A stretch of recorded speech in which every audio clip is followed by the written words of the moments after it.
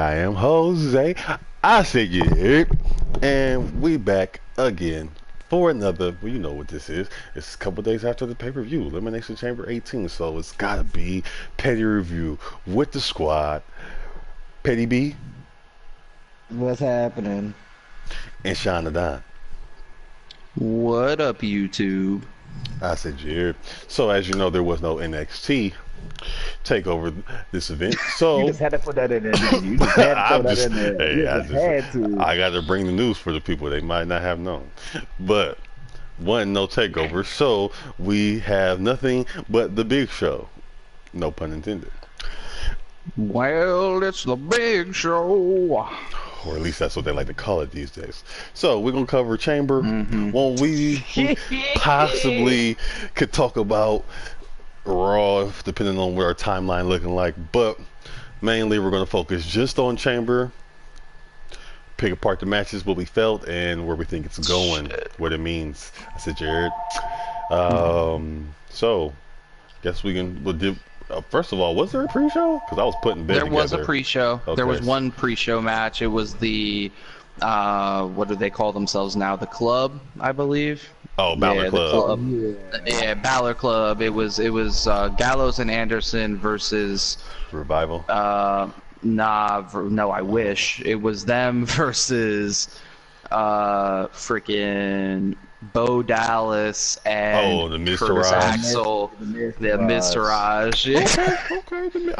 I like those two. So And much. I'll be honest, it was a garbage match, but I will give them this one positive point from the match. They really tried to sell that the Mr. Raj was a legit tag team and not just a couple of jobbers. They tried to put him over. The match lasted a hell of a lot longer than I expected it to. I openly thought that match was gonna be 5 minutes long, and that shit lasted it felt like forever. It was a good 15-minute match. So they tried to put him over. They didn't do a good job because the Mr. Rogers garbage, but they tried. I don't even remember the match. Basically, it was longer than it needed to be. They tried to put the Mr. Raj over, was not feeling it, and then of course Club wins with the Magic Killer to finish it off. So I gave it a 2 stars. It was it was something to get the crowd hyped up before the main event started, the main pay-per-view. That was about it. Just to keep the club on TV, basically. Okay, but that was the other thing. You know why I give it a 2 stars? Because then they cut to the Revival watching the match, which I think is again trying to set up this rivalry between the Club and the Revival, which I'm cool with. They've been doing that because or what was that? The Raw 25 The Rumble, promo. they were on the pre-show. Yeah, and the Raw 25 promo when the Club beat their Yeah, so I'm cool with it. I'm all about it. They're probably the 2 best things going for that tag team division right now, so they need to start putting them on more of a important role. So. Facts.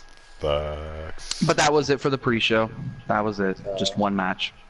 Okay. It wasn't memorable to me, so. No, yeah. Well, let's be honest.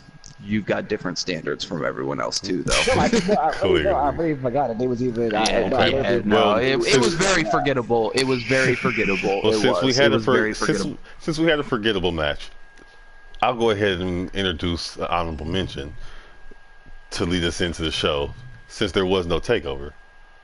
The boy Johnny Gargano lost.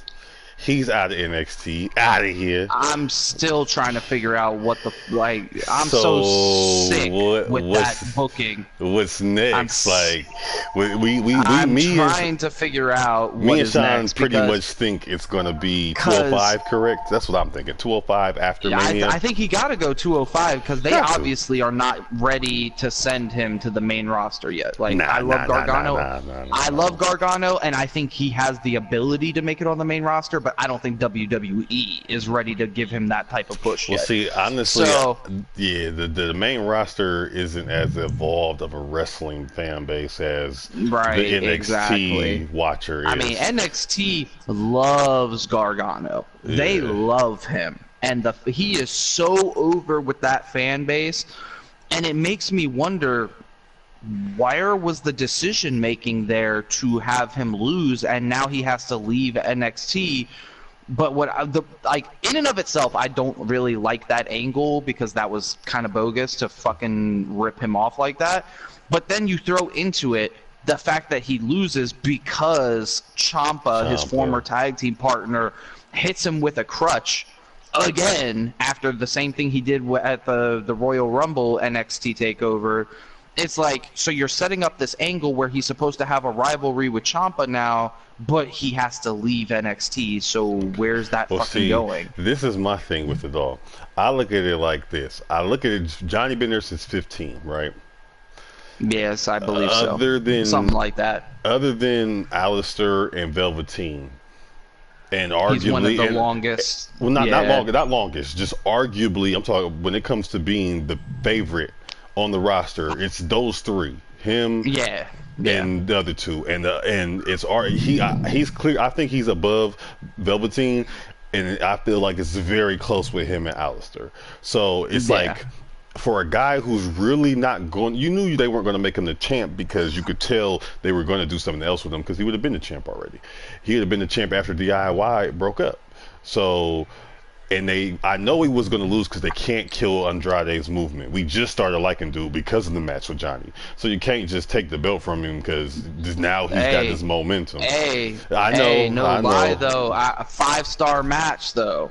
Yeah, that's the first WWE match in a brick to get 5 stars from Wrestling Observer, so they did something right. Yeah, well then there you go. Look, them two they put on the show, but they actually got that 5-star from Meltzer, which is unbelievable, because I think the last match Meltzer gave 5 stars to in WWE was like damn near fucking 8-10 years ago. Goddamn. He never give him 5 stars. He hates WWE.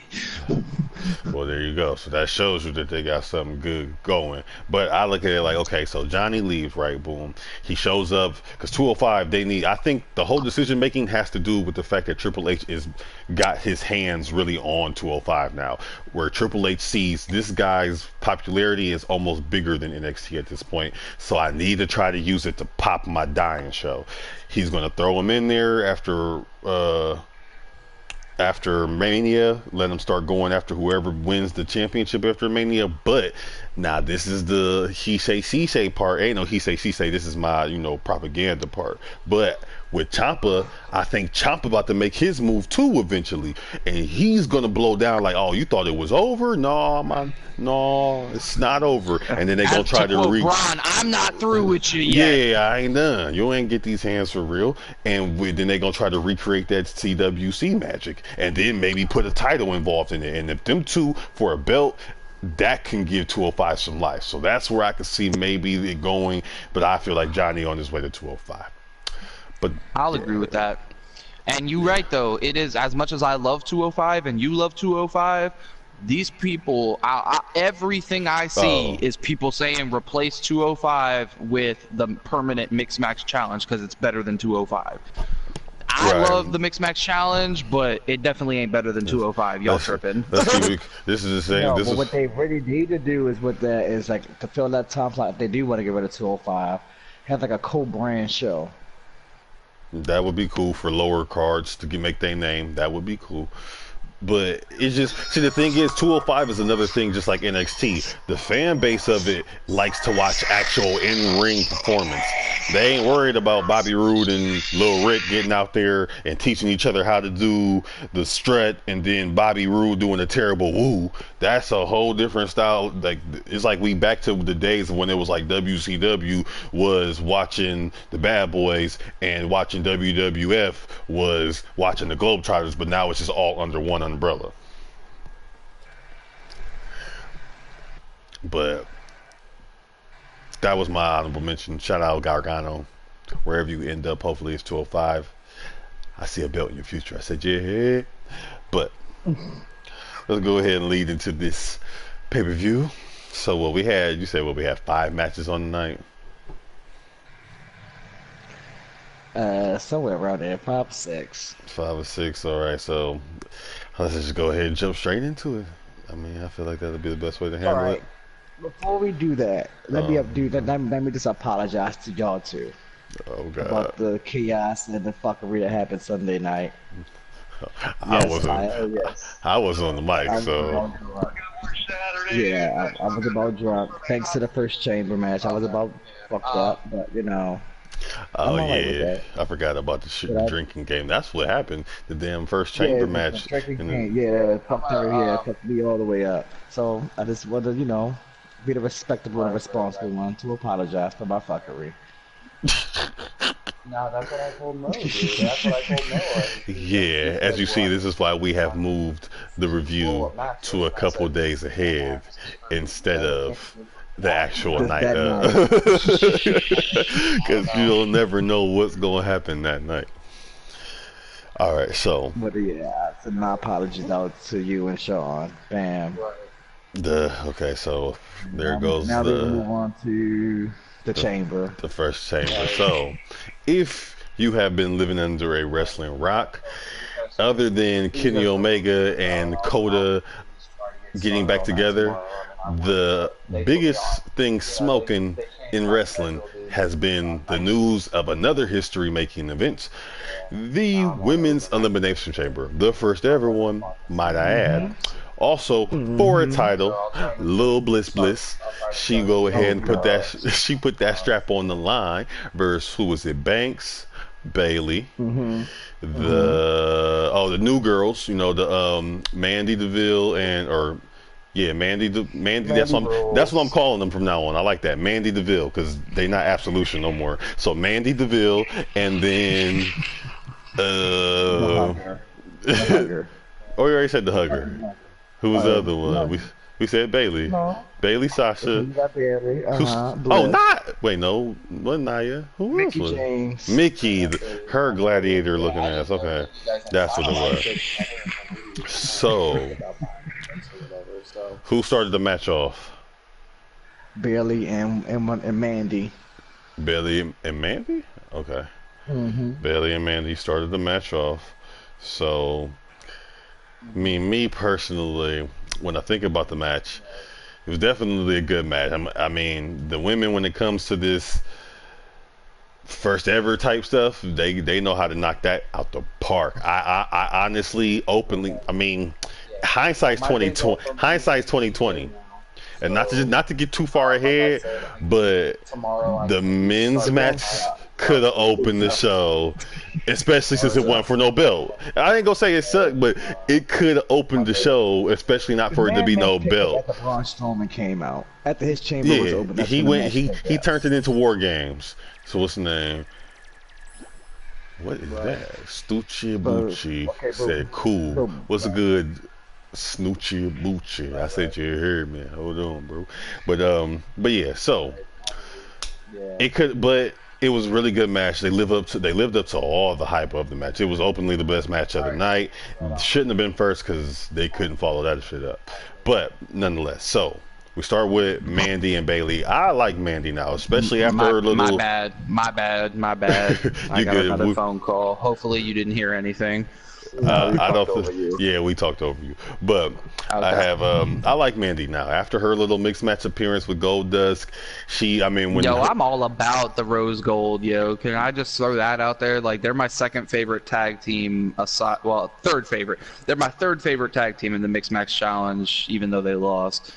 Second favorite was obviously Robe Squad on deck, Charlotte and Bobby, and first favorite openly is Braun and Alexa. So yeah. Shout out Braun. But get these hands. But yeah, so Mandy, I like her now. I mean, I feel like honestly, everything happens for a reason. Shout out Paige. Sucks to see you go. Hopefully, whatever you doing next. I don't think she's finished. Finished. Whatever happens next, I hope I think she is, but hopefully not. I hope that they eventually let her come back, but if they don't, it is what it is. It sucks. I said, whatever you do next, I hope it's glorious. But right, her going down was the best thing that happened for Deville and Mandy, because they were getting overshadowed. they were just getting put in her dust. Like, she came back on fire, and everybody was happy to see her, and you couldn't even, them two couldn't get a word in edgewise. It wasn't even like they were talking, but we just didn't want to hear it. It was like, the fuck is you talking about? Like, it wasn't even, like, people, I didn't know her, so I wanted to hear her off of y'all hype, and then y'all being hyped for her to be back. Like, y'all shut up, y'all. We want to tell you what she talking about. So, I feel like her being gone, both of their personalities mean more. It comes off a little bit better. I've seen Deville a little bit at the end of her NXT run when she was beefing with Ruby before they went their ways. But yeah, I like Mandy now. Her and Bailey, they definitely gave you a little, goodness to warm it up with. But the best part to me was like I liked how everybody, they played up the role of like, yeah, we're girls and we're scared in this chamber, but it was like from the moment that bell rang, fuck the bell. The bell, it wasn't a regular match until the first person. Who was the first one to go in? Was it Deville was the first person to go in? Because Bailey threw her, and it was Rose. Okay, so it was Mandy. So I think this is going to be part of Bailey's heel turn, getting aggressive, because like she threw her into it, she bounced off, she hit the floor. Okay, cool. It wasn't the craziest spot in the world, but it was significant because Bailey sold the fuck out of it by her laying there. She's all innocent and don't know how to hurt nobody for real. So she just sitting there looking so shocked, like, oh my god, I just threw her into the steel. Oh god. So I noticed that part. I don't know if anybody else did. And then after that, it was like, no, I know I'm about to say something very offensive, but I don't give a fuck, but I'm just letting y'all know it's offensive. They went from women wrestlers to straight bitches. Them hoes was in their fucking shit up. They was like, all the aggression and adrenaline in the world that an evil woman can have just came out from the moment that she hit that fence, and they all started going nuts, and I loved every minute of it. It was great. Bliss did a damn twist. I called it. She did the fucking twisted Bliss off the dome, son. Off the dome, son. Like that's crazy. That's crazy, true, right there. And that, to me, the funny thing is that wasn't even the craziest highlight of the match. Oh, it wasn't. That was just her. Thing. That was just amazing, though. Yeah, that was amazing. And, like, y'all should know this by now, but if we got any first-time viewers who haven't seen this before, Alexa Bliss is my waifu, so anything she does, I love. But. Yes. Now y'all know. But I'm saying, like, bruh, like, to see somebody who's like 4'2" come do a cartwheel off of the top of that thing, 5 feet of fury, and like, she does that damn twisted Bliss off the top of the thing. I think that was more. It looked better than when the men do like swanton bombs and shit because they're so much bigger, so it doesn't have as much hang time, so it's like a less impact when they do something like that. Right. This year is shaping out right now it could be Bliss's year. I know she's been champion and all that type of stuff, but this could be the year that she really gets her, like, proves herself, like, I belong with everything that I got, and I can put on shows too. Because between flying off of Braun's shoulders, which was great. The stuff she's been cutting on camera with Braun, and then flying off the pod, and her match work in Chamber was good. It was on par with all the people that she's supposed to be on par with. Like, she didn't get outperformed by Mandy or Deville. She was able to keep up in this match. It wasn't just like, oh, she's running the whole time, but she still kept her moments, like when she climbed up the cage, like, no, y'all got me fucked up. And she was running. That shit was funny as hell to me. I know you probably were just throwing up in your hand, but it was hilarious to me. I loved it. Yes, very. Well, no, because it made sense with her character. That's the thing. When you build her up as this, like, opportunist, so to speak, she's not gonna beat you head to head. She's gonna wait for her opportunity to strike. It makes sense that she would be running around trying to avoid Sasha and Bailey, who openly are going to try to tag team her ass and take her out the match. Right, exactly. So everything she does makes sense with the type of character she has. It makes sense. And the match, I really like the match because it built so many storylines going first. Because for a while there, especially after since Survivor Series, it felt like the women have been a complete chaos, no direction. Like you don't. There's so many. We keep getting more competitors, and we got Absolution and Riot Squad, and Paige came back, and all this stuff. But we just don't know what the hell it means, other than we know we're getting new matches. But what does it really mean? Right. You know, Ronda came out pointing, and we don't know what the hell was going on. So it was like we don't know what in the world was going on there for a second, but this Chamber, at least on the Raw picture, Chamber has done a lot. The one, and also I don't remember, Sean, you might, because you know you kind of you notice them more than most. I don't remember too many noticeable botches. I noticed 2. And then, but in an Elimination Chamber match, there's going to be a botch here or there. The men had botches too, so I expect there to be a botch here or a botch there because it's an Elimination Chamber. Just like a Hell in a Cell, there's going to be a botch or 2 in a Hell in a Cell match. It's just going to happen. You just have to accept that it's going to be a part of the match because there's a lot of shit going on. There's all this unknown, you know, extra cage around the fucking ring that these people aren't used to dealing with every day. Right, exactly. So for me, I'm looking at it like the one thing about the match I didn't like, I felt like they dropped it on. It goes back to what I said, is that it did build up so many storylines.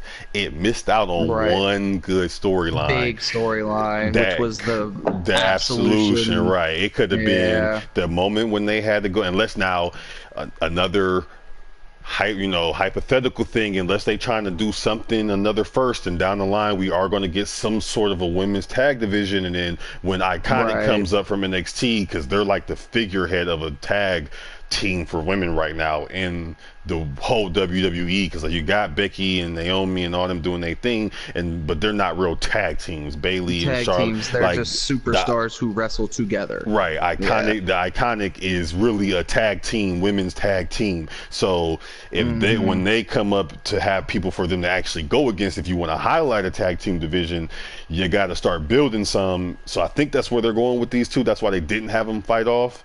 So that's my hypothesis. But I would have loved to see him at that moment being like, man, shit, Paige ain't here, bro, and just start going at it. It was saying like, ain't no Absolution, and then built that could have been its own storyline. Like, boom, we beefing now. What's up? We both here, and we got to prove ourselves. Who the rookie of the year? So they did miss that, but you know what storyline they didn't miss was Becky and Sasha turning on each other. Bailey and Sasha. And which then they further rolled into Monday Night Raw the night after. So. and we're looking at Bailey going heel. That's I'm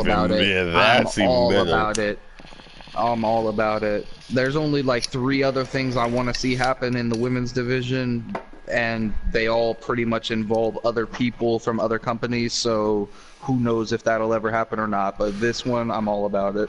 I still want to see my homegirl Demon Assassin get hired, but you know, we'll wait and see on that.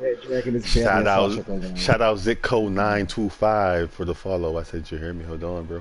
But shout out Bailey and shit way too long. They just dragging it out way too long.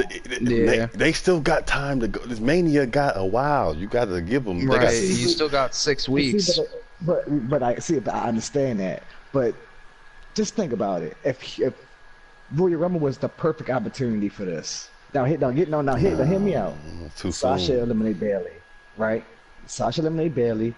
Bailey could have easily ran back out and just threw Sasha out the ring and got her eliminated. That right there would have been the perfect. She could have, but they already did so much.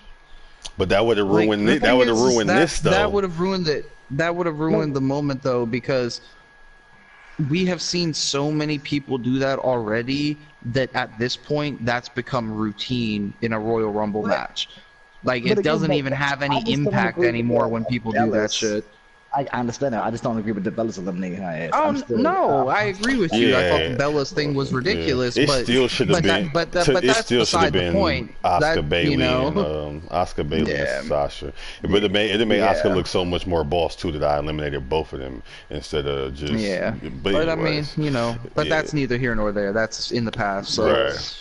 But I'm cool with it. I'm cool with Bailey going heel. Again. I like it. I like it going heel. It's different. Like it. I like the difference. Maybe it'll be like The Rock's heel turn and revitalize her fucking more character. Kyrie-ish. I've never heard the Will I Am before. But she needs to make a quick turn. But I will give I get that little short shit her props when it's due, and that little twisted bliss, it was cute. But you also got to give it up for Sasha for the bank statement right after that. I'm sorry. That was nice. That was it was. But nice. Then what did I point out? What did I point out as soon as that happened? But this is dumb as shit that they changed the rules of the Elimination Chamber because she can't even submit her outside the ring, so she had to bring her back into the ring to submit her, which was dumb as fuck and it didn't take away from Sasha doing it, but it did weaken the impact because it was like, okay, now she has to get her back in the ring before she can even actually win. So, but definitely, I mean, the highlight of the match. First off, I don't know if y'all already said this, but this was the best match of the whole damn pay-per-view. Yeah, definitely cool, bro. We the coolest. It was motherfuckers you're gonna ever know. It was a solid 4.5-star match. Like, it was the best match of the whole pay-per-view. But my favorite moment, just because I'm a Bliss fan, her breaking out the top rope turnbuckle DDT that Randy Orton used to do was fucking great. Oh yeah. He still does that sometimes too. Like, I would love to see her. The shit got a couple highlights. I will give her that. So I would love to see her incorporate that as like her new regular finishing move instead of just doing a regular DDT. Yeah, I would say please do that. Please, since that's Ohio slang. But yeah, so ratings. Oh, we both get it 4.5. Yeah, 4.5. It was good. I gave 4.75. No, look at you with the 4.75. You always got to go up to an extra quarter of a star or down a quarter of a star. You funny. Yes, sir. Yes, sir. Yeah, but it was the best match of the night by far. It was by far better than the men's chamber, by far better than any of the other matches. I mean, it was the match that, and I shouldn't have to say this because you would think this match would have been the main event, but it stole the show because it was the first fucking match of the whole pay-per-view. I don't know why they did that. That was disrespectful, but whatever. Because they getting ready. They praise be the Lord to you too, Munch Wilson. So, which brings us to second match of the evening, I guess. What was it? Yeah, see, it was that forgettable. No, I know exactly what it was. It was the Bar versus Titus Worldwide. Who cares? So I gave it like a 1.75. Do we shout out Apollo because they trying, but you need to change your draw. Yeah, change your draws. Apollo. Come up. You can't be a boring person. If your gimmick is going to be yourself, you can't be boring. Right now, you're boring, Apollo. You're like Chris Jericho at WCW when he was a babyface, just smiling like, you got him next. You tried it. Next. I agree. No, I agree. I actually really like. Check the chat though. Seemed like somebody in there too. Keep going. I actually really like Apollo Crews as a wrestler. If you watch his matches when they let him actually go out and just say, go have fun, he has really good matches. He's a good talent. He's like 220 pounds. Dude can do a standing shooting star press. Dude does spinning sit-out power bombs. He can do moonsaults. He can do all the enziguris, crazy kicks. He basically a 205, but in a bigger body. So I like him a lot. It's just this Titus Worldwide gimmick gotta go. I mean, the Titus Worldwide thing is dead as hell. The only good thing about it, I already told y'all, this is gonna sound real disrespectful, but the best thing to come out of it was Dana Brooke looking like a sexy librarian. That's the only positive thing to come out of Titus Worldwide. I fucking can't stand you. I'll just keep it real, buddy. Can't help that. I mean, it is true. Titus Worldwide opening needs to become a way to break in new females and figure out where they're going to go, and he can be like the Hugh Hefner of it all or something, and just get beat up. Bring back the hoe train or something. I don't fucking know. Hoe train without the hoe though. I said you heard me. But Last of Us, no, I never played that neither. One of B. Last of Us is amazing. I know about Last of Us. That's just on point. There you go. That's your man's on that game. But okay, so did y'all want to give it ratings or did y'all rating? I mean, I gave it give it a rating. I literally gave it a 1 star. I'm sorry. Like, I gave it a 1 star on the fact that it was not even an entertaining match. Like, it was going to be hard to follow up the ladies being the first match of the night, no matter who they put on next. Right. But it almost felt like the bar didn't even try. And this was my issue with this match from like a critical wrestling perspective. Being that Titus Worldwide is not as experienced and doesn't have extensive tag team work together really, the bar has to be the more experienced team and kind of take control of the match and say, okay, this is how the pacing's going to be. These are the spots we're going to do as a tag team. Like, this is how the match is going to flow. It felt like they did not do that. It felt like they had not even talked about the match together before going in there. And it just looked sloppy. It looked uncoordinated. It was boring. It was dry. It was just everything bad you can have in a match, they had. And to be on top of that, they were following up the women's chamber. It just made it worse. I mean, even the finishing move, it wasn't even their normal finishing move. It was like the white noise, and then all Cesaro did is just like bounce off of the middle rope and like pat Sheamus in the shoulders while he did white noise. Like, I didn't even understand it. So yeah, it was a bad match. 1 star. It was a waste of time. Yeah. Next, what was the next match? Next match was it the Asuka versus Nia match next? I believe so. Okay, yeah. Okay, so that in my opinion was probably, I wouldn't say it was the second best match. I'd say it was like the third best match of the night. But it was an okay match. To me, the match itself was probably only worthy of like a 2 stars, but then the added Nia afterwards effect bumps it up to 3 stars for me. So I don't know. It was a typical Nia Jax match. It was mostly her dominating, and then Asuka trying to figure out ways to deal with her size, which I get it. Nia is dramatically bigger than any of the other women in the division, but it kind of does get repetitive when that's the story they're trying to tell every single match. Especially when we have already seen Asuka beat Nia in NXT, and the match in NXT was significantly better than the match they put on the pay-per-view.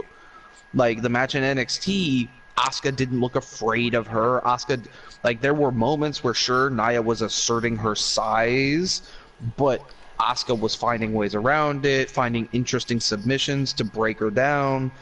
Whereas this match, it was like, I'm just going to bounce off of Nia 50 times and occasionally hook in an armbar and try to beat her. I don't know, it just didn't do anything for me.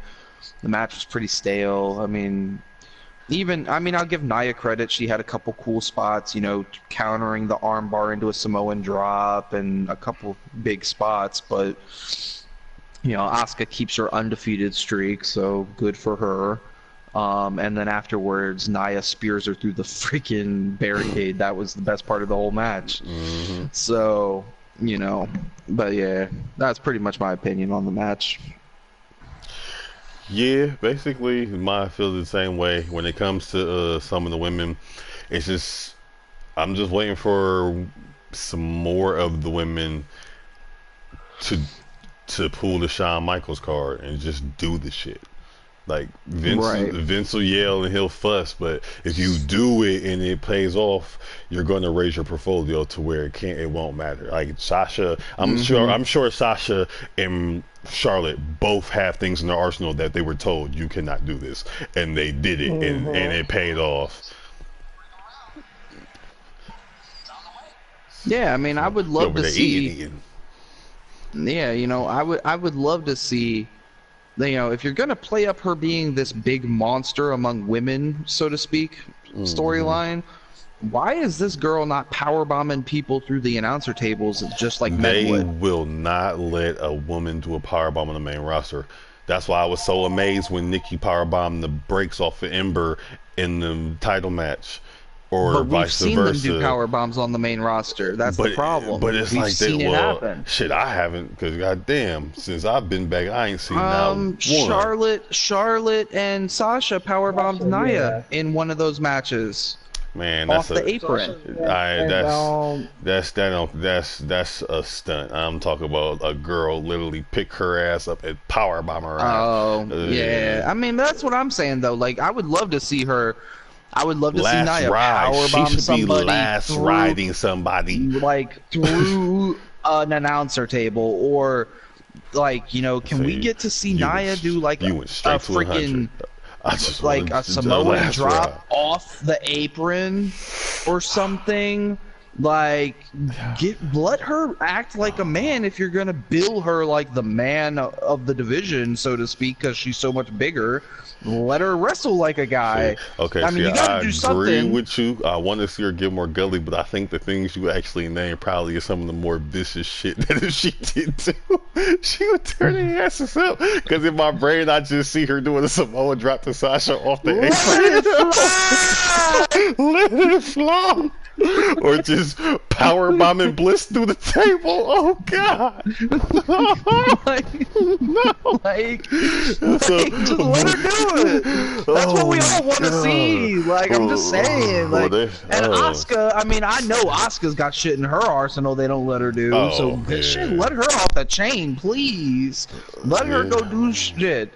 Like, let her do what she does. Just let Asuka be Asuka. She wins the crowd over speaking 3 words of English. Why? Because she's that fucking good. Let her do what she does. You're right. You're right. Because she'll jump back into speaking Japanese real quick. Real quick. She forget her line. She right back into it.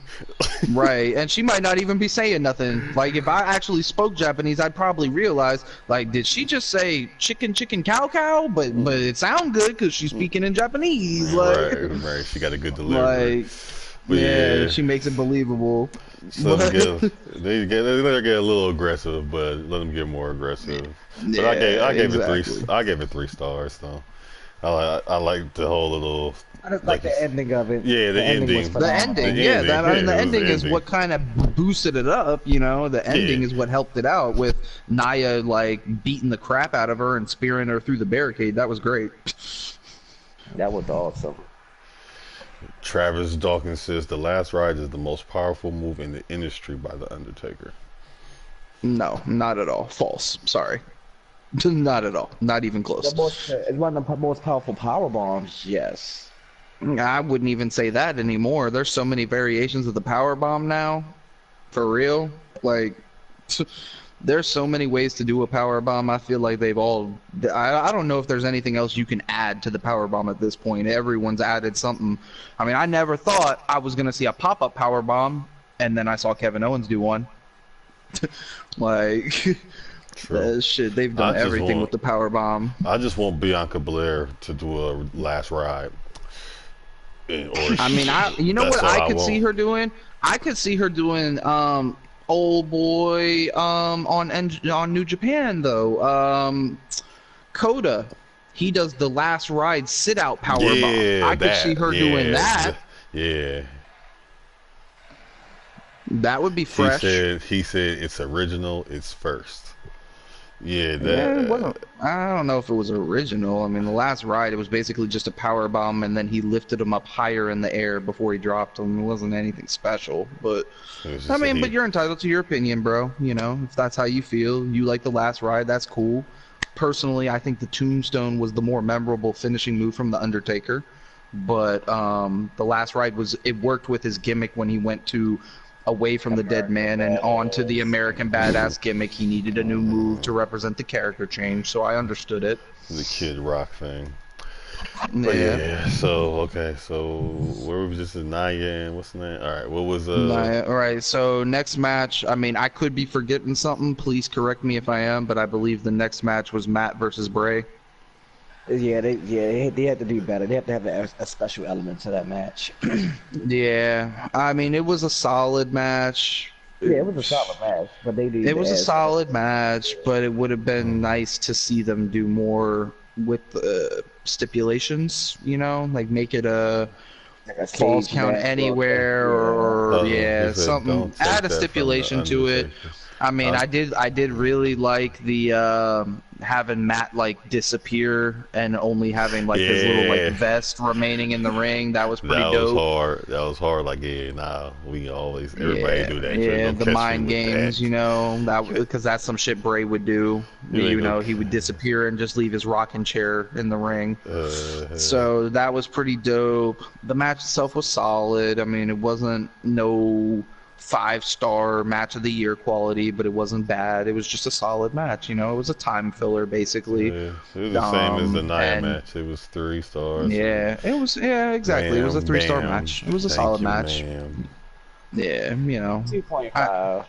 I liked Matt winning. You know, I thought that was deserved. I think it was very needed. you know, I think Matt needed the win, so I got it. Oh yeah, And he they definitely didn't- got to need to win. This is just the beginning. This is about to get real tweaky. This is the between them. beginning because it's They about to get real. It's about to get real tweaky. like we about to see Completely WWE act completely different when they bring back Brother Nero. That's gonna be the Yeah, start of oh, something yeah. brand new. But who And they it's gonna be give great. when they bring back Brother Nero? Who is the since obviously the Bludgeons is over there doing their own thing. You can't turn Braun back into the sidekick. Who is gonna aid the Eater of Worlds if his brother See, Nero now- and the Woken one? Here's my idea. Okay. Mhm.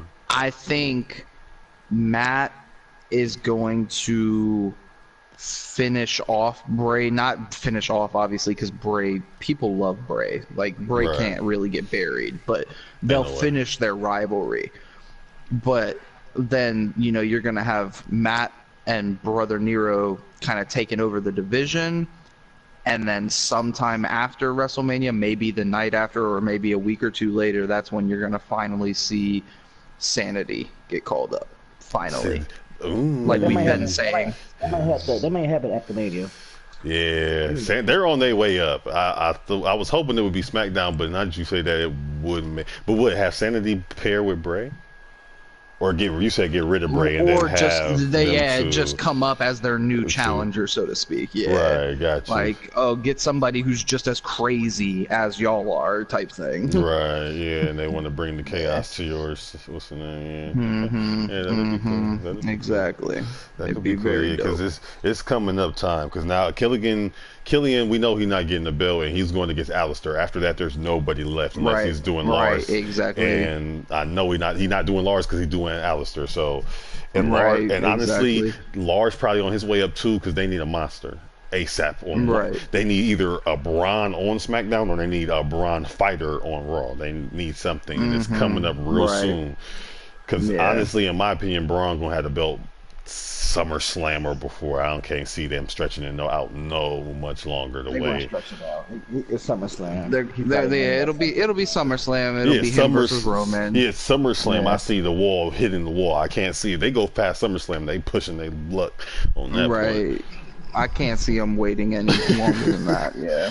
Because SummerSlam, keep in mind, SummerSlam is at the end of the damn summer, so that'll mean we coming up 6 weeks away from WrestleMania. So WrestleMania is the first weekend in April. That'll be all of April, all of March, all of June, all of July, most of August. So that'll be about 5 months with Roman as champion. And I think Raw only has 1, maybe 2 pay-per-views in that 5-month period before No, they SummerSlam. changing it. No, they changing them. Oh yeah, they changed Oh, it. that's right. They're fucking changing the format. So now every pay-per-view is a joint pay-per-view, which is dumb as hell. Oh my god. I hate WWE. Alright, anyway. They're dumb as fuck for doing that shit. I don't understand that shit at all. You ain't got enough slots for talent on a single pay-per-view. How the hell you gonna do every pay-per-view joint? That don't make no damn sense, but... We're just gonna see the same people on each and every pay-per-view. Right, you're just gonna see the same 5 matches every fucking night. You're gonna see the world title get defended. You're gonna see the WWE or the Universal Championship get defended. You're gonna see the tag team titles get defended, and you're gonna see the women's championships defended. And then, depending on the pay-per-view, maybe they'll change out like which tag team defends and which like IC or US champion defends, and that'll be it. We just gotta hope that. All we, right. just gotta hope that, you know. All right, I gotta run yeah, around the they been corner real trying- quick and get the kids, so y'all gotta hold it down. Really? Fill time. All right, I guess we gonna fill time. All right, that's cool. We can fill some time. Just keep going with the show. Just what's the name? Y'all just in control. I don't even know what match are we on, first of all. So we just did Hardy versus Bray. We was on Bray and Matt, yeah. Bray and Matt. Yeah, okay, which means we only got one match left, so right, that's you just gotta hold it down. Yeah, so y'all just. Y'all just cover y'all two. By the time I get back, y'all be done. I'm really going. Y'all know the kids ain't that far. Yeah, but it's not much to cover in that match. Stuff that he's again for that week. After fighting Iowa on Raw, he came in the chamber and Oh, speaking of which, we can recap that though. People talking about that gauntlet match. Yeah, that was like one of the best matches of the year. It was like a 2-hour gauntlet match for Raw. Yeah, so everyone's been talking about that. The first 2 matches of the gauntlet was the first hour of the damn show. It was Seth versus Roman and then Seth versus John Cena. So yeah, I've been hearing all about that. I need to go back and watch that match because, of course I missed it because of my job. But that match was actually pretty nice. Yeah, but I mean, everybody was saying Seth put on a damn show. So, and I'm a Seth guy. So I definitely he put on. He put on a show. Yeah. So, but hour and 5 minutes. So. Yeah. He eliminated 3 people. Was it 3? Nah, he eliminated 2, and then he lost to Elias, I think. Yeah, but he eliminated Roman and he eliminated Cena. So. Okay, so it was just 2. Okay. Yeah. Okay. So a male elimination chamber to determine the #1 contender to face Brock at Mania. It was dry stuff. It was. I mean, first off, okay. It was dry to Brock. First off, let's take a step back. Okay. B, I know you are not an Alexa Bliss fan, but you yourself said Alexa made a point. Why the fuck is she defending her belt in the chamber, but Brock doesn't have to? What the hell? Which is very true. Yeah, so that's off break. Like, how you gonna have an elimination chamber just to determine a #1 contender? Like, Brock should have been there. He was home, relaxing. I'm so over part-time Brock. I'm so over it. Like, I'm over the part-time Brock. They need to get the fucking belt off of him, please. Like, I don't like Roman, but if that's what it takes for us to get the belt off of part-time Brock, I'm okay with it. Because at least I know Roman's going to show up on Monday Night Raw and actually be an active part of the roster. Brock shows up 3 times a goddamn year. Like, I'm sick of it. So I mean, he won the belt. He won the belt at WrestleMania last year. How many times has he even defended it? What, 5 times maybe? Every Raw pay-per-view except for maybe 1 or 2. I mean, I feel like he defended it at. What was the pay-per-view before SummerSlam for Raw though? Was it Great Balls of Fire? Yeah, that where he defended it against Samoa Joe. Yeah. So he defended it against Joe at Great Balls of Fire. He defended it against Braun at SummerSlam. And then at SummerSlam. Oh, that's right. Yeah. Well, he did. So did he even defend it at SummerSlam? Yeah, it was a fatal 4-way. It was him, Braun, and who? Seth Rollins and Roman Reigns. Okay. Yeah. And so he defended it there. He defended it at No Mercy. Against Braun again, correct? That was a 1-on-1 though. Yeah. Yeah. And then he defended it he didn't defend it at Survivor Series because it wasn't an actual title match, but he beat AJ Styles at Survivor Series, which I totally disagreed with. And then did he defend it at the last pay-per-view? No, the last pay-per-view was SmackDown. Yeah. Of that year, I mean, because the last pay-per-view was Clash of Champions. So then he defended it at Royal Rumble, correct. He defended it. I can't remember if he was even there at the Rumble. Was he? Yeah, he was. He defended it against. I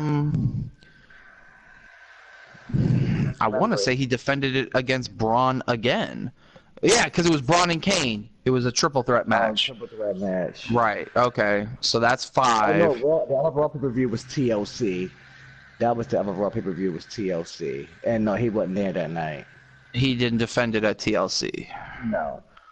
Okay. So he's defended it 5 times in a year. Because we're coming up on WrestleMania season again. So he's basically, and he openly hasn't defended it on any Raws because he's only been to like maybe 8 Raws in that time frame. So yeah, get the fucking belt off of him, please. I'm over it. And I like Brock. That's the sad part. I like Brock as a wrestler, but he can't be champion. Like you can't have the top achievement for your company in the hands of a man who shows up when he feels like it. It just doesn't work. It completely ruins your credibility. And, you know, for as much as people like to talk shit about Roman, and I'm not a Roman fan by any means, I think he has a long way to go in terms of cutting a promo, but he is 100% right. Just like John Cena said back in the day when Brock first came back, how are you going to be a part-time guy, but you're supposed to be champion? It doesn't make any sense.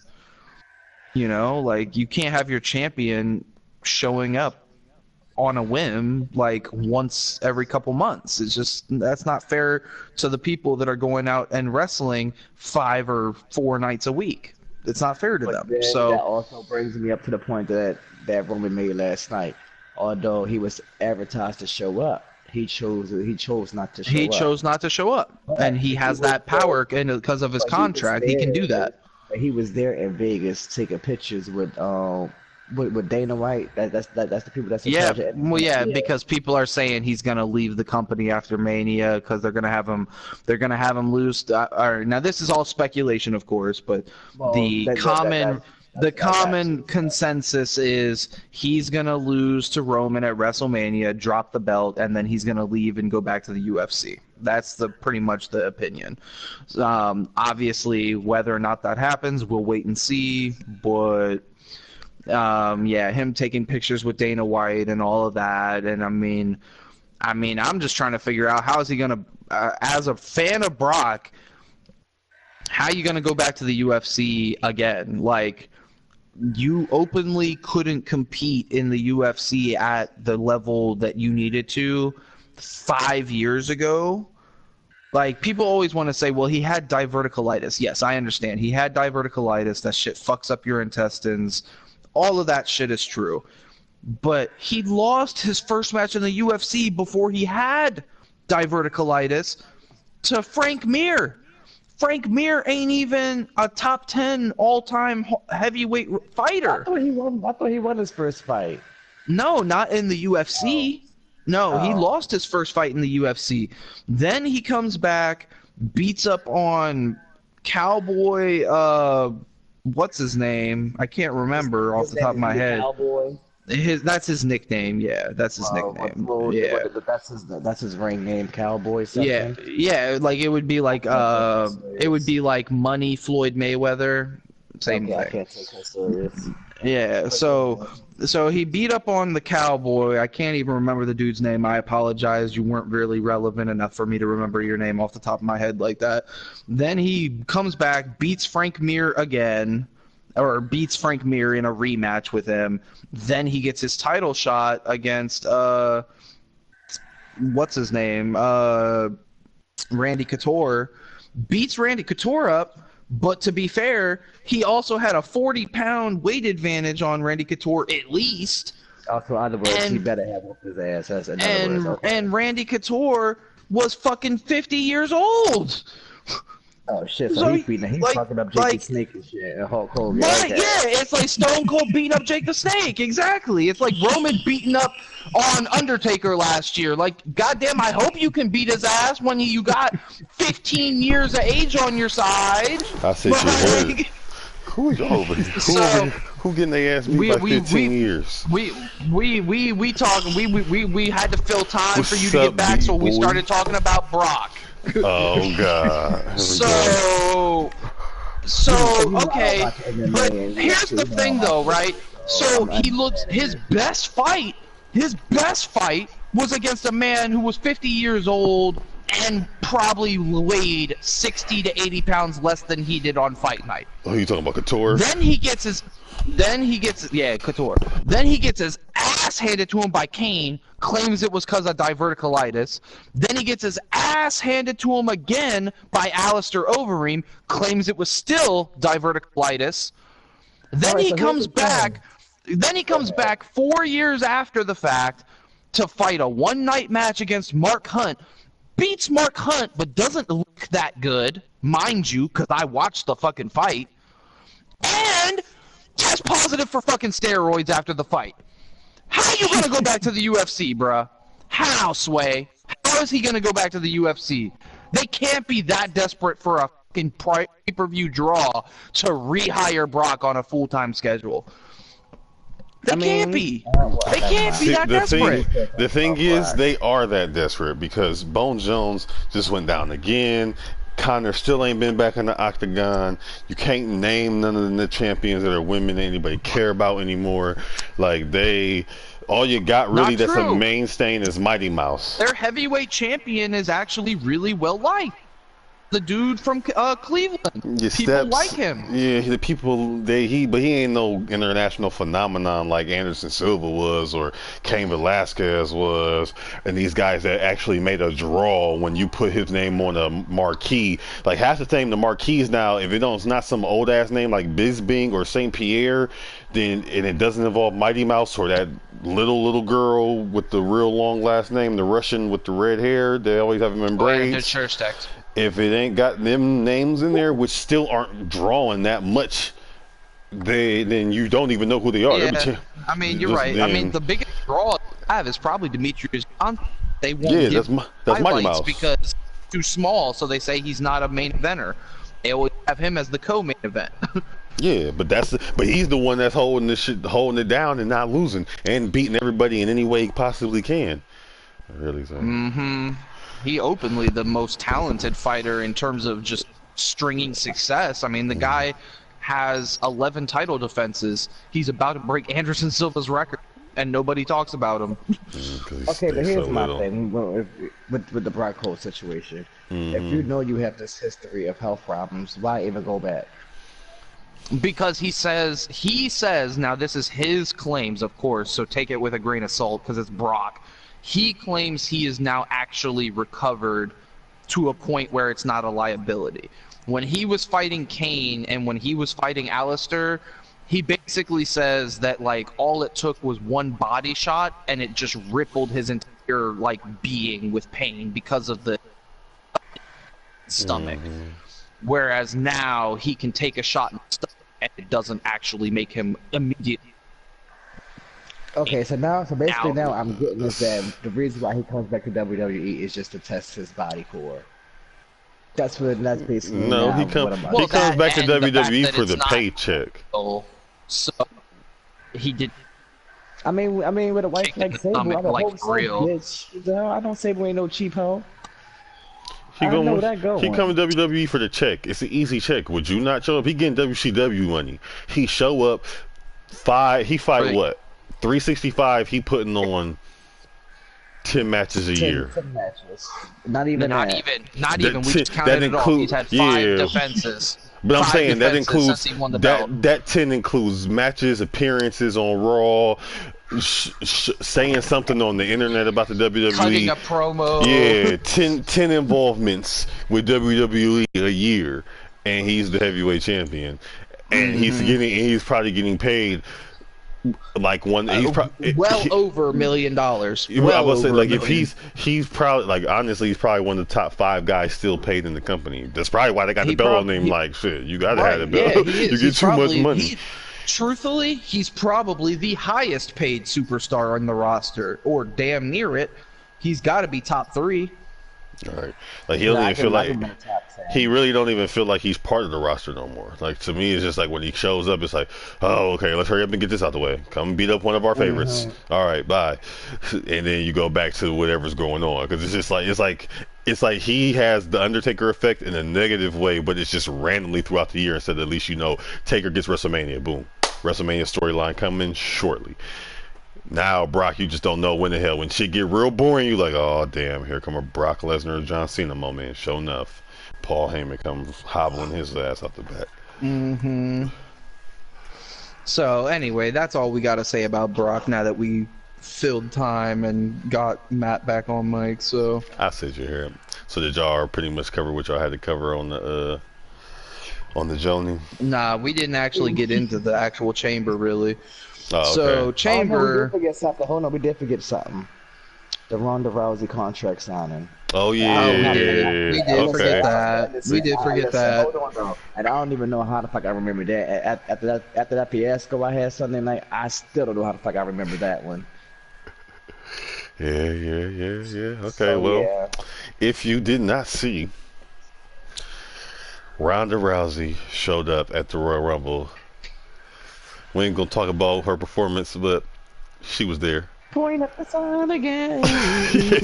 She made a lasting impact, and now she's officially on the roster as of her actions of Sunday at the Elimination Chamber by signing her contract. Now, if you know anything about WWE/F, you know contract signings always end terribly wrong. They never go how they go. There's never just going to be, show up, contract day, college moment, everybody hug it out. It's just not going to happen. So Ronda gets there.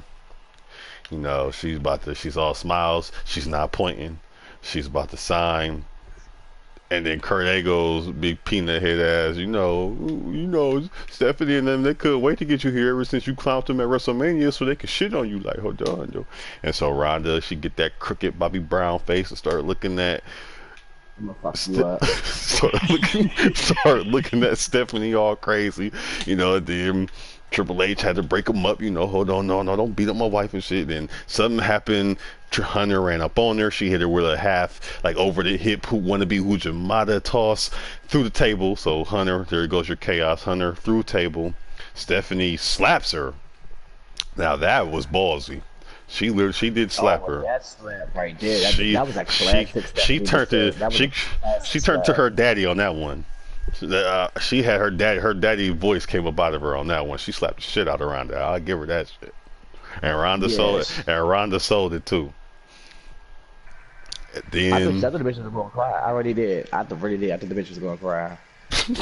No, so you're not gonna fucking cry. But I did. My opinions of all this is, I don't know. I don't think we was on mic or we was live when we were telling P about whatever and going over like why we were like this is some bullshit when it came to Ronda Rousey and why everybody's pissed. But hell, they shut me the fuck up because if they're gonna go, even though we always talk about how they constantly keep covering this authoritative versus the underdog or versus somebody, and they're going up against Triple H and his band of goons backed by the McMahon powerhouse. Not goons. I forgot about the goons. See, Triple H got goons, but anyway, that's what's his name. So with this situation, though, it fits. I like it because it's like, okay, who really wanted to see Ronda? I don't think Ronda even wanted to go put her first bit of work at WrestleMania versus Asuka or Charlotte. That's just was not going to end well for her by no stretch of the imagination. Like there was not an amount of over they could put her up. Like no matter how good they did, it was just going to be like it was just going to make her look bad. You know what I'm saying? Like the better they did to make her look good, it was just going to make her look worse because you're not going to believe your champion is getting tossed up by a UFC fighter that doesn't know how to wrestle when we already went over how like cats like Ken Shamrock had names and still had to work up from the mid-card up or what's the name. So it just wouldn't have been a good look. So for her to go through now, if she does get a match at WrestleMania where Sean, you said it was supposed to be Angle, a tag match, Angle, tag team match. Yeah, a little mixed match, Talix foreshadow match with Ronda and Kurt versus Triple H, his entrance, and Okay, Stephanie. now, can I say the original plans for that match though? What was the original plans? The original plan was supposed to be The Rock and Ronda versus Triple H and Stephanie.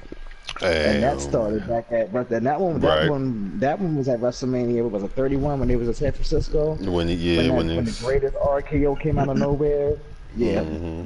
Yeah, that's how that one. Yeah, but now it's Kurt Angle, but it's whatever. Okay. Well, yeah, I remember that. But I mean, it's like I said, it was cool, nice little moment for Ronda. She got up there, got to do something. She redeemed herself in my eyes from that whatever the hell she was doing at Royal Rumble, and I don't have to worry about her fucking up my WrestleMania main event. So that sounds like a win-win promo to me. But that slap though, that is a classic Stephanie. Stephanie did slap. See, and what goes under the rug because we were, you know, in the heat of the moment at the time, but after rewatching it, Stephanie gave her typical Stephanie delivery of "Who the hell do you think you are?" Ronda? Sounded just like her daddy. Yep. So yeah, that was great. I wish that the slap happened quicker versus her trying to build up the confidence to slap her.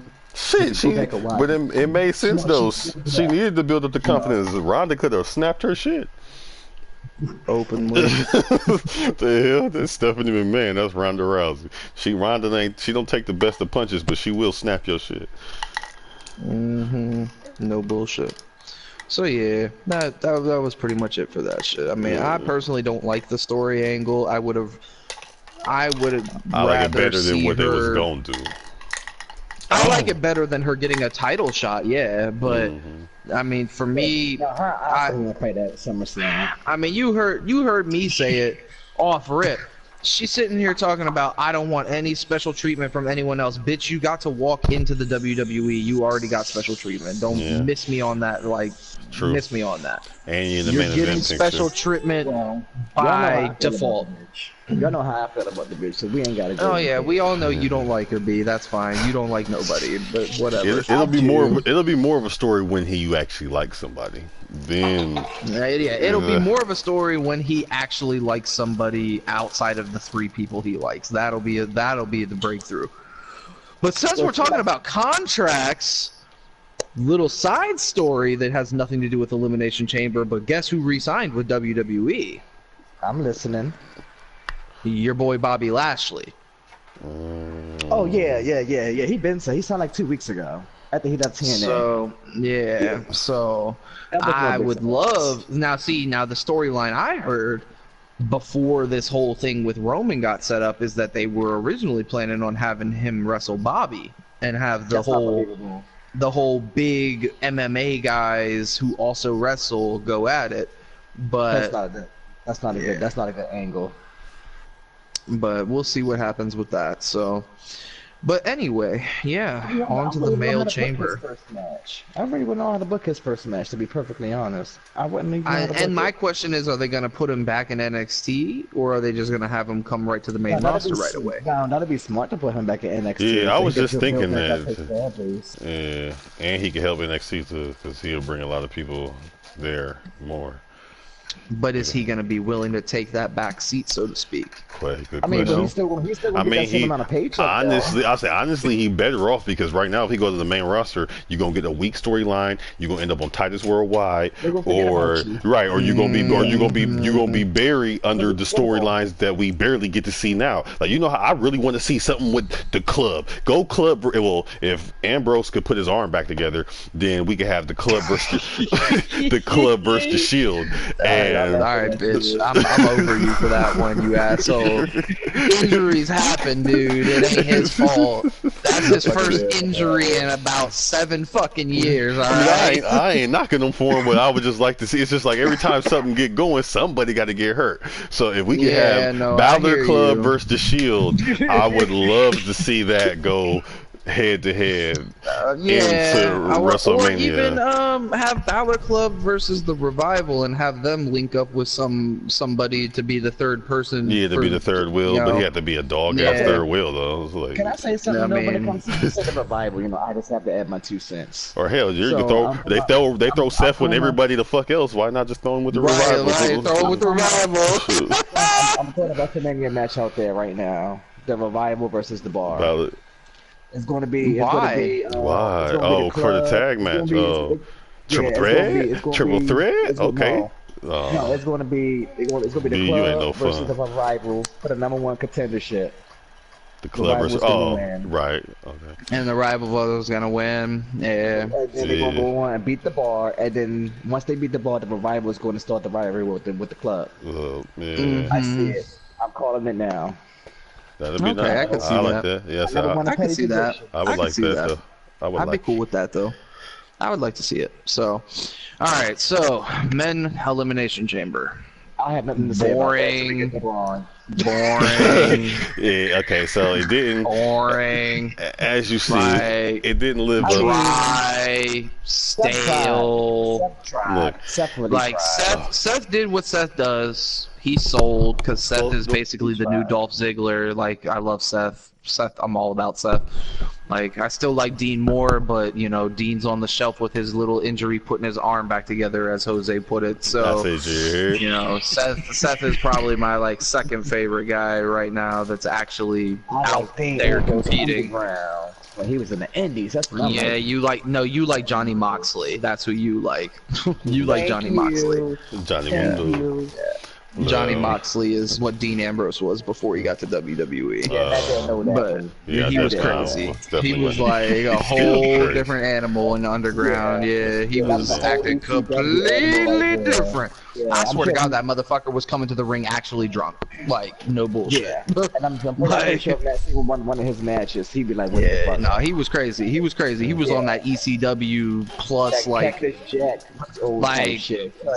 Lucha Underground death match mixed with Cactus Jack, mixed with ECW, mixed with Crazy, and that was basically Johnny Moxley. But, but yeah, but nah. So I mean, stop being a creep.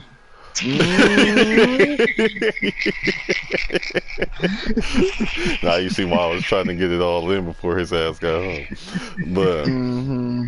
But no, so I mean, yeah, honestly, if they would have put, now back to my first point, if they'd have made this match go first, even if it would have happened the exact same way, if this would have opened, it would have had a better reaction. Yes, because Braun did turn up. Braun went straight Viking War Games on the chamber. From the moment he jumped up out that pod, Braun was the saving grace of the match. Cat started catching hands, and that's why, to me, it can't go past SummerSlam without him getting that belt. Braun Strowman's hot new album release, Get These Hands, in stores now. Catch it on iTunes, $9.99. E for everybody.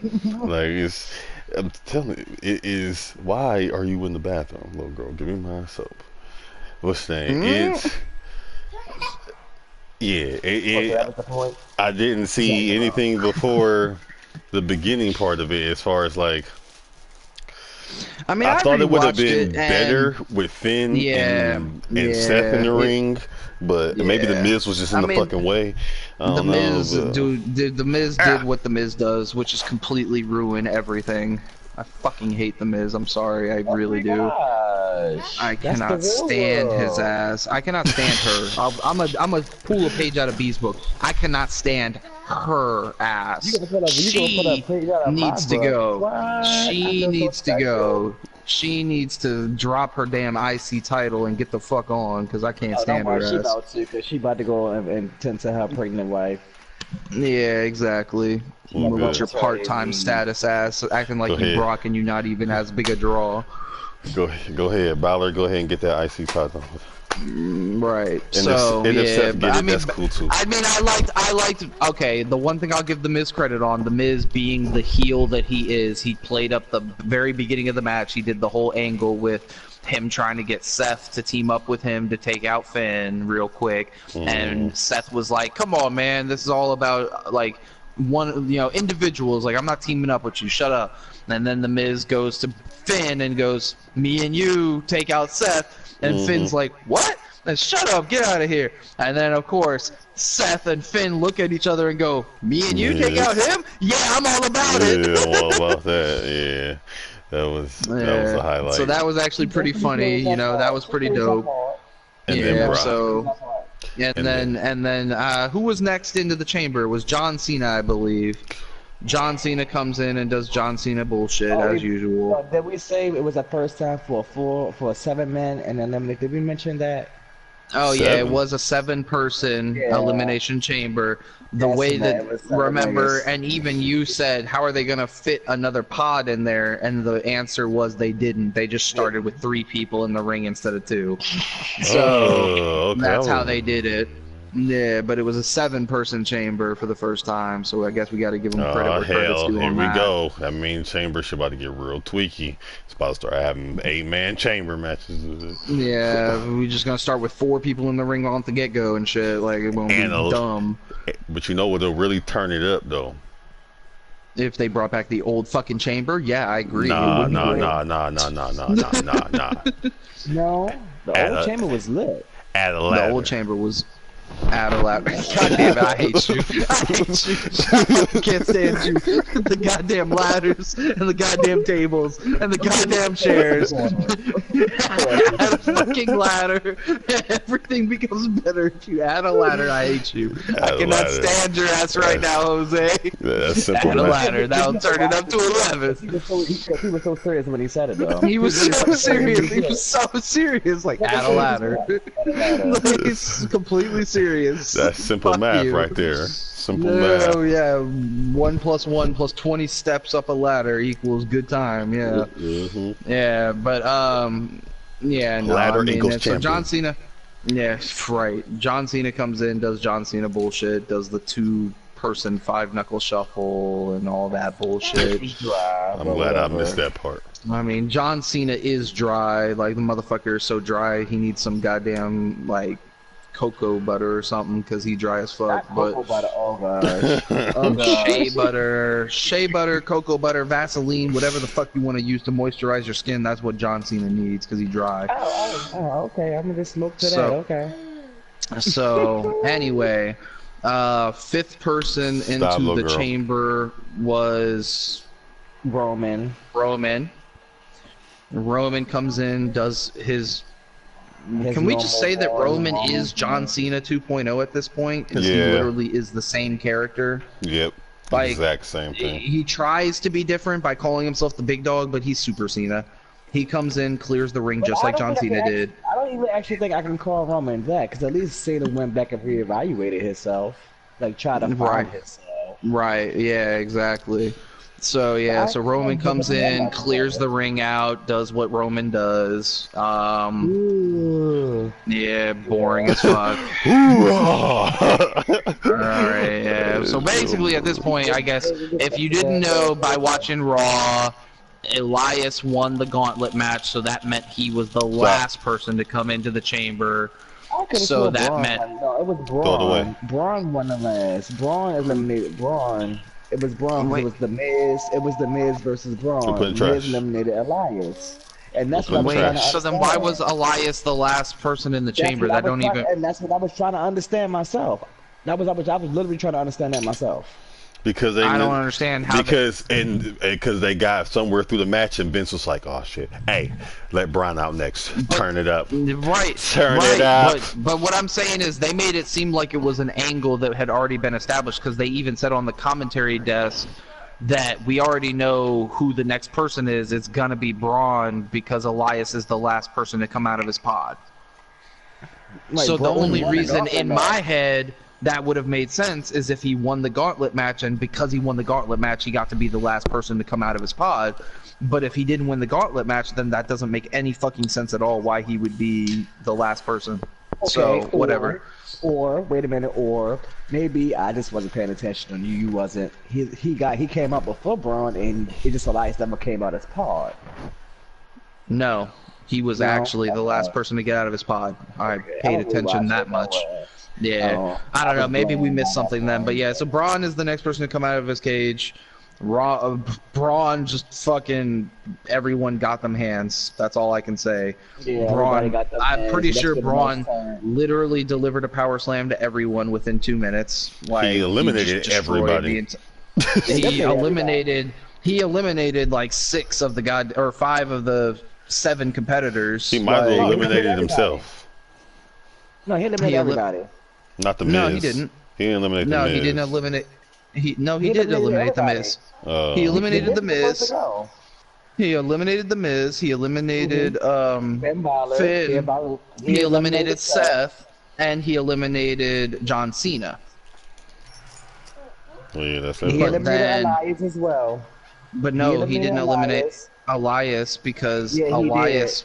No, he didn't because Elias was the last person in the match with Roman. No, it wasn't. It was Braun. It was Braun and Roman. Because I can tell you what happened. Elias went up. Elias tried to put Braun on top of his shoulders to try to do it like the sit-out powerbomb, and Elias couldn't get him up. So Braun picked Elias up and body slammed him. Well, his press slam, whatever he does, they got the 1, 2, 3. It was Braun and Roman. Roman hit like 8 Superman punches and like 2 spears and got the 1, 2, 3. Hello, someone is here. I'm here, but I'm just I'm trying to sit there and think. I feel like that might have been what happened at that point. The beer was sitting I guess I read it heavy. wrong. When I first read the results, it said Elias was the last person in with Roman, but. Okay, so it went. Okay, so it was the Miz got eliminated first, then Elias, then Cena, then Finn, then Seth Rollins. He eliminated all of them with his power slam. And then, yes, Braun was beaten by Roman by spear, and then, of course, Roman Reigns goes on to win, and now he gets to face Brock at Mania. So, yeah, it was fucking... I mean, I don't know how much more you can put Braun over without giving him a belt at this point, because the dude's over as fuck. Like, he needs something. Like, please, just have him take... I don't even know. Like, I want to... Like, if he's not going to be the Universal Champion, then please give him the IC belt and have him take it from Miz. I think at this point, take it from somebody. Who got this title on SmackDown? I figure at this point they really just want him. But we can't even really say that because according to the storyline, AJ's supposed to be coming to Raw after WrestleMania, and Seth is supposed to be going to SmackDown after WrestleMania. Oh, I didn't. This is the first I'm hearing this. So, if that actually does happen and that's not just a rumor, then does that mean AJ will become the Universal Champion? Or does that mean he'll be bringing the WWE title over to Raw? Probably bringing it over to Raw since they're supposed to be doing this, like, they're stopping the brand thing. And with all the champions going to fight each other. Yeah, so, I mean, I'm all about Seth going over to SmackDown to give them some help, though, because they need... They have the better show, but they do need that like superstar draw because right now the only one they have is Nakamura and AJ. So yeah, but I think they just want Braun to beat Roman for the belt, but they got to do it on a big stage. But then okay, so what is his booking gonna be for the next 4 months until then? Everybody everybody just go keep on getting these hands. Everybody. I mean, look, I love seeing Braun. I love seeing Bliss, people get they about to play hands, on. They gonna play on Bliss. They gonna run with this Bliss. But they've only got so many weeks of the Mixed Match Challenge. That's just part of it. You know, they got other things that they can go do and send them on to do and make some money off of them too. While they wait, Braun can be off TV a little bit and what's name they going, but they go make a movie or something. Yeah, they make them two making way too much money right now. Them two together is crazy. That's all I see. Them two is great, especially when Bliss threw out the sex joke. That was fucking hilarious. You know how I love my girl. When she said, "Oh, we're gonna go all the way to the top." Challenge, I mean. nigga Brown was like, "Hold on." And then immediately someone threw as a fucking meme after that shit. Oh god, with the hamster, yeah, of course. Of course. Oh my god. But I gave that match a 2-star. 2-star. I mean, I gave it a 2.5. Damn, I gave it a 2.5. I gave it a 3 on Braun. Oh. Okay, see, but Braun did a lot, but Braun can't save the rest of the crappiness. Like, well, I mean, it was it was more entertaining than the Nia match. The only positive, see, but I didn't even think it was more entertaining than the Nia match, truthfully.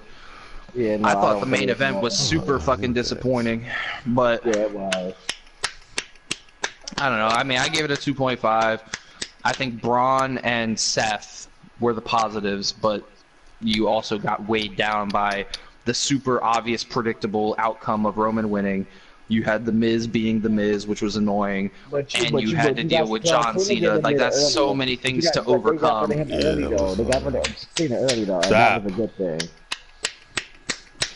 Yeah, that was a lot of cheese in that match, though. You got Roman and Cena. They got rid of Cena early. So I was happy about that. And The Miz, that's like the 3 cheesiest things in the company.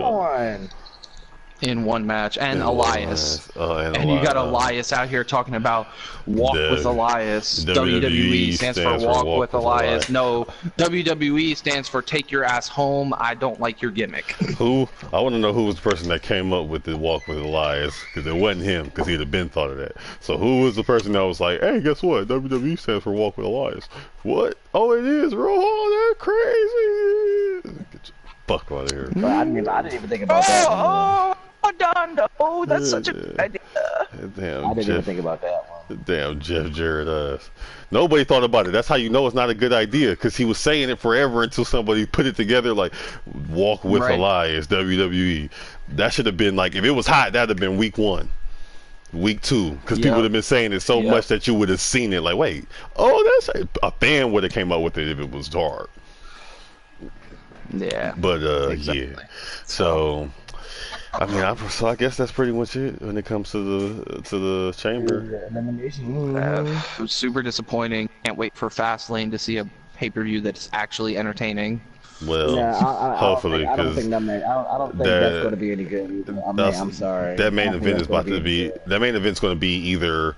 What was that match that was just a yeah, that was just a cluster. What was that match? Oh, well, the Survivor Series match again. No, it wasn't. There was a match back around Survivor Series time that it was a bunch of motherfuckers in the ring. Oh, it was a handicap match and everybody's beat on niggas. It had like the bar, and it was the cane match. The TLC match. Yes, that match. Yes, with all the motherfuckers, and you was just like, who you didn't know what. Yeah, they was just beating up on Seth for like 10 minutes, and Seth was just trying to like, bro, how many times you want me to fall? It was that's how this. I'm hoping this Fastlane match don't turn like that. I hope they use the environment. Like, it need to be like 2 cats fighting over here, 3 cats going in over there. And here's why: 1. The champ that runs the camp, AJ. Number 2, Dolph, best seller in the business probably. I'll still say he's the best seller in the business. He gonna put on a show. Number 3, Baron Corbin. He's your X factor, because Baron put on a show. I know a lot of people don't like Baron. I love Baron. I'm all about Baron. So Baron's your X factor. But now, when it comes to the Sammy and Kevin Owens thing, I mean, I like Kevin Owens. Don't get me wrong, but I'm kind of tired of that. I'm kind of tired of that angle at this point. So I don't know what they're gonna do, but I have confidence the other 3 will put on enough of a that it'll still be a good match. Yeah, well, I just didn't buy into the whole yep movement thing. It just doesn't. Yeah, you could have went with Sammy and KO being a tag team, but that yet movement, that wasn't the way to go. You know how it literally came across? It came across as them trying to make a Canadian mockery of Daniel Bryan's yes thing. That's how it came off to me. Maybe because that's some shit Kevin Owens would do, because he's like Jericho. But to me, I just thought it was. Y'all ain't had shit else to do. It's just lame as shit. Yeah. They ain't got nothing else to do. That's so all I got out of it. Let's try to recap the magic of the yes movement. All right, let's try it. I don't know what else to do. After Survivor Series was a very terrible time last year. They didn't know what the hell was going on. Right. They didn't know what to do. In any shape or form. I'm telling you, let me go right to them. And I want to write strictly for the women's division to keep everything going. Letting people get back and let people stay engaged. I'm sorry. Shit, let me get creative control, please. Because I guarantee you, first thing I'm gonna do is hop on that phone to Vince and say, Vince, I need you to tear down my WWE and build me a new WWE. I want to actually have a show. I want to see the rest of the roster. Right. And that's it.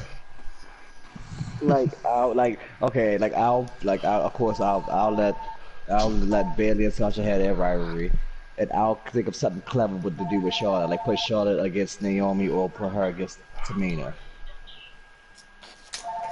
To me, that would be a good angle, because then you can finally see Tamina come out of her show that she's behind him for years. Can Carmella please cash in the damn Money in the Bank thing? I was about to say, I was gonna say it would be cool to see it happen at Mania, but of course they go. But she's the first ever, so of course they're gonna do it at Mania. Duh.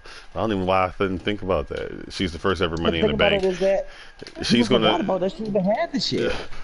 Duh, other than the fact that she walks out with it. The last time you seen the damn thing was when on the Mixed Match Challenge. Like, cash already, girl, cash. Or please, or Charlotte, somebody, they need to do something.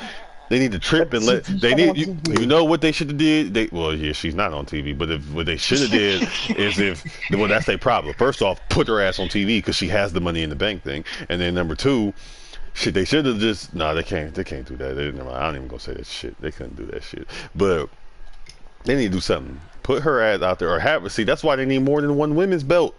This is the problem. This is the problem. Nigga, this is not your universe mode, okay? Hey. I know you ain't been in there in a minute. This is not your universe mode, okay? I'm just saying, it could be. That's all I'm saying. It should.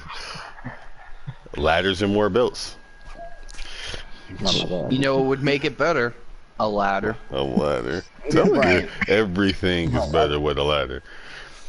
But at least you know this year they're going to have another women's Money in the Bank match this year. At least you know that. Well, hope maybe this time a woman actually win it. Yeah. I just hope they don't try to, like, WWE scares me sometimes because I feel like they're too willing to be corny and try the same thing twice. So it's like, I don't want Carmella to come out and pull a Seth Rollins at Mania, especially not on Lil Rick, because then I'm going to have an attitude. Or what's the name? Unless Ronda wins a belt and then she comes steals it from Ronda. Other than that, I don't want to see her pull a Rollins. I want to see her do something different. Okay. And here's what I want to see. Or at least do it in a different way. I want to see a last woman standing match, I Quit match. We already had a women's submission match, and a women's first blood match. But the first blood match ain't happening until years down the road, so I ain't got to worry about that. First blood? We ain't never gonna get no first blood match. Right, we ain't gonna see no first blood match. They don't even show blood no more, hardly. Right. I've seen 3 matches stopped because of Samoa Joe. All right, I'll make it in a second.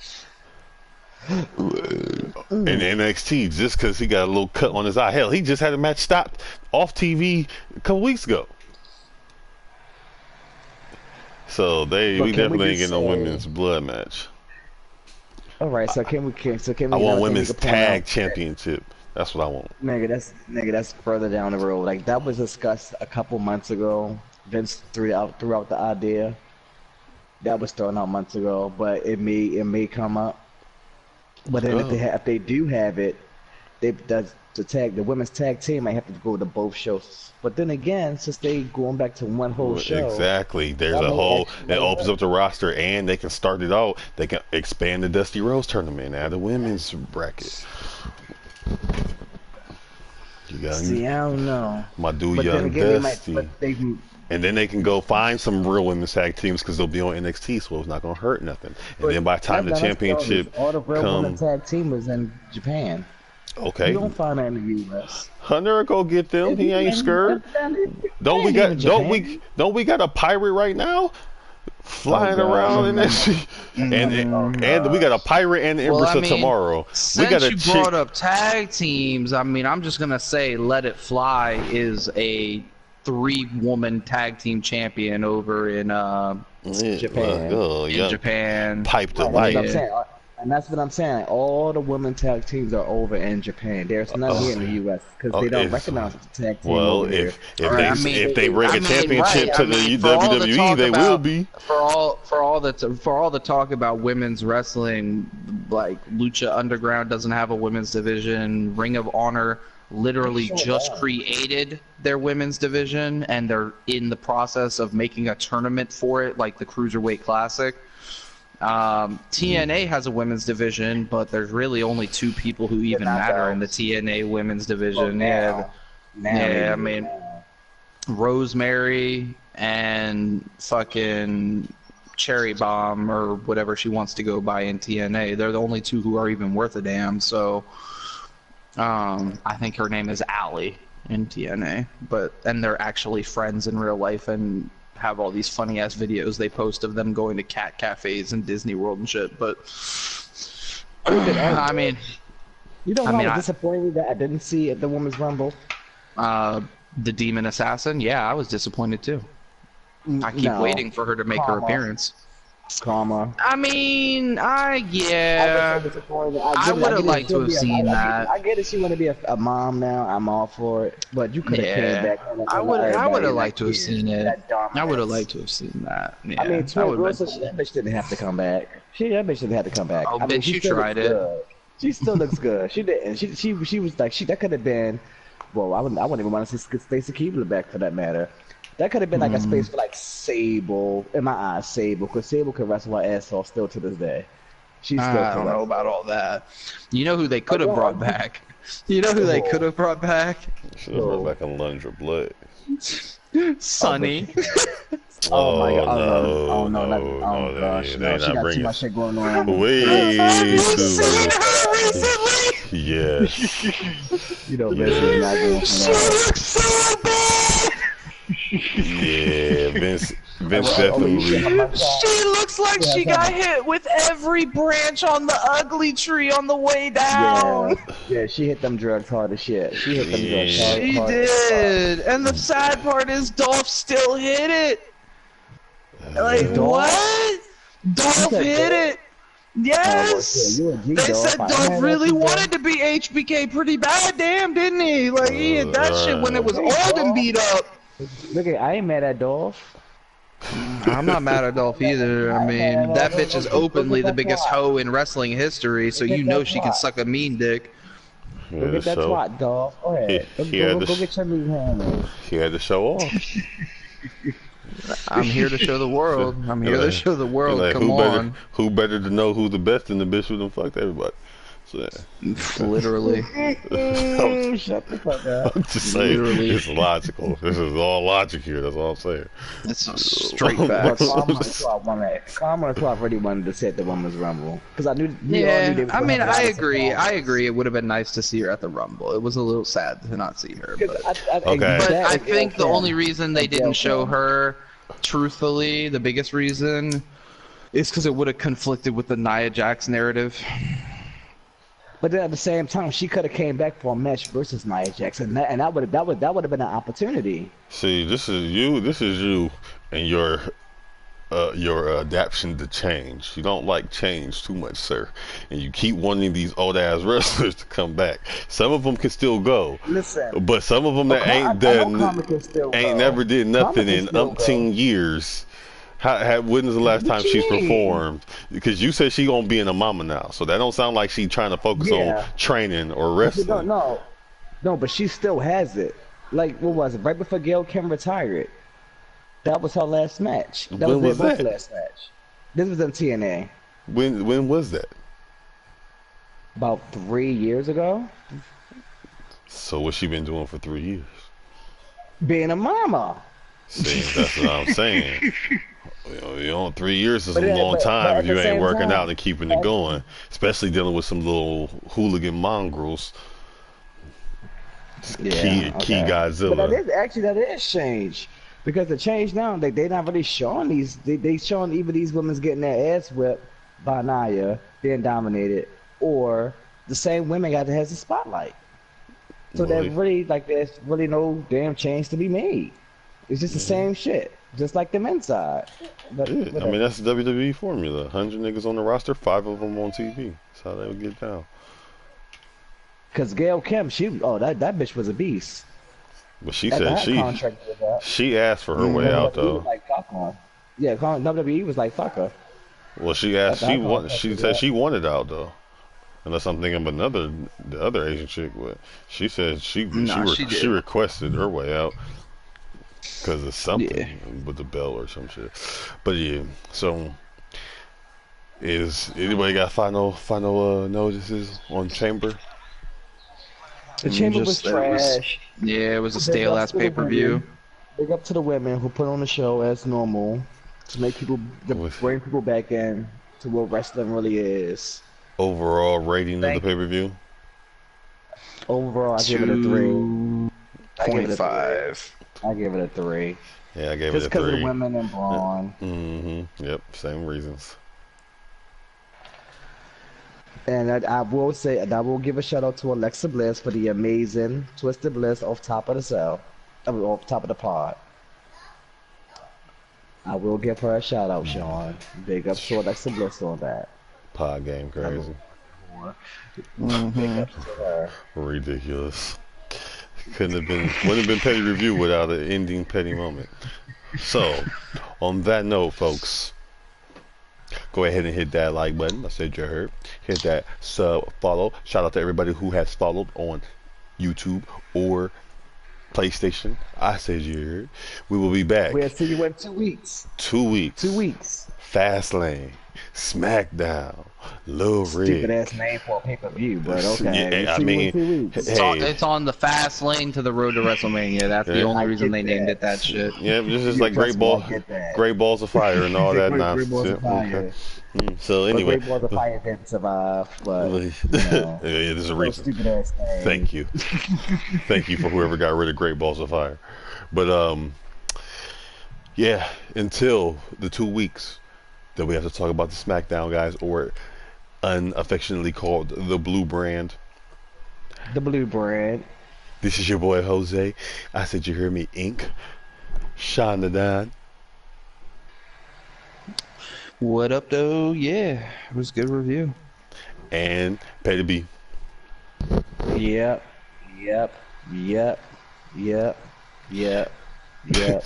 We will catch y'all next time. Catch me over on the Twitch channel. I might stream some DBZ when I feel like it. I said your hope no. Did you hear me? And until the next time we do something. You need to post your universe. That's the hell you need to start posting that shit. Oh well, that'll be on the Twitch too. But I got it. What's the name? I had it. The combine just ended. I'm getting myself back into gaming life and not just 2K grinding. Right, so I said you heard. But until the next time, people, we are out.